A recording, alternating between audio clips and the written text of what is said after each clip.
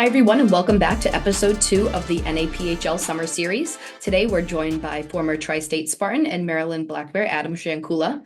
Schankula spent 2 seasons in the NAPHL with the Tri-State Spartans at the 18U level from 2020 to 2022. With 58 games played in the NAPHL, the 6'2" forward was over a point per game player with 69 points, being selected to the NAPHL All-Star game. Schankula would go on to join the Maryland Black Bears during his 18U year and would play 3 seasons in the NAHL before heading off to play Division I college hockey at Bowling Green.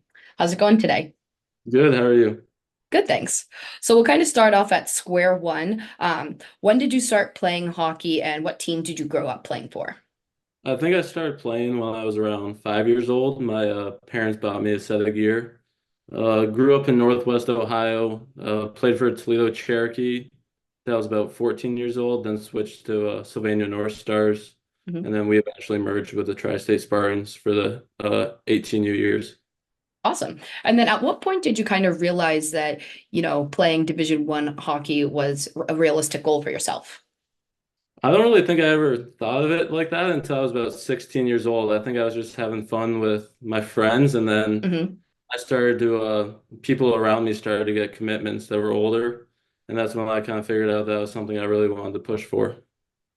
And being from Ohio, what was your experience like joining Tri-State and being able to play relatively close to home? It was amazing. Our Sylvania team ended up merging with Tri-State that year, and it was great to be able to play in such a high league while also living at home. Mhm. I thought it was just a huge advantage for me being able to skate with people I still knew, and then merging with Tri-State was just unreal for the last 18 years. And talk about being exposed to the NAHL organizations at the tier events. I thought those events were amazing. I remember playing in games and you'd look up in the stands and there was probably like 5 scouts at every game. Mhm. So I thought it was great having those scouts there and being able to talk to them after the games, see what they saw. They'd give suggestions.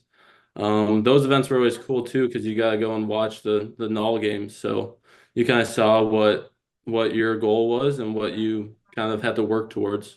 Yeah. And being the leading scorer for your team during that second season, how did you think that played a factor in being called up to Maryland's NA team? I already had a relationship with Maryland. I started the year with them and ended up being sent back to the North or the Premier League just to work on my game. And so I thought that having that good second season in the NAPHL kind of proved that I was ready to make the jump to the NAHL. Mhm.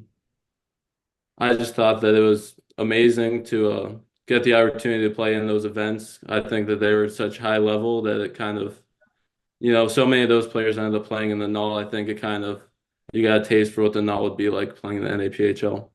Yeah, and then being one of those younger players that first year when you were called up and everything like that, what was the transition like going from 18 U's to up to juniors?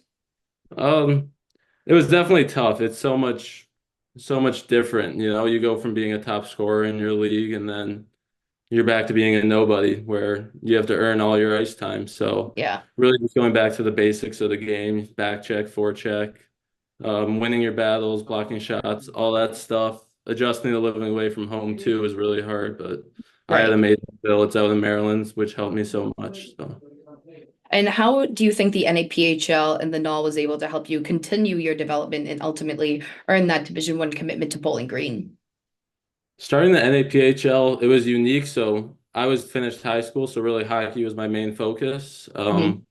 With Tri-State, we were able to be on the ice in the morning for like skill work, and then in the evenings we'd be doing teamwork, working on systems, all that stuff. So I think that helped me like build my skill level. Mhm. And then when I was in the NAHL, I think that's where I developed my brain for the game. We'd watch film like before every single practice, and if I wanted to watch just my games with a coach, I was able to do that. So I think that's where I really learned how to process the game Mhm. and figure out what I needed to work on too for like summers and all that. And you kind of had a unique experience going to college come the second semester. What kind of led you to make that decision and to, go in January? Yeah, it was definitely a tough choice. I said no originally, but Oh, okay. um, I talked to Nick Perello back in Tri-State and then Clint Milemock, the head coach of Maryland. Hmm. And we kind of just discussed how the whole point of the NAPHL and the North American League is to get you to that next level.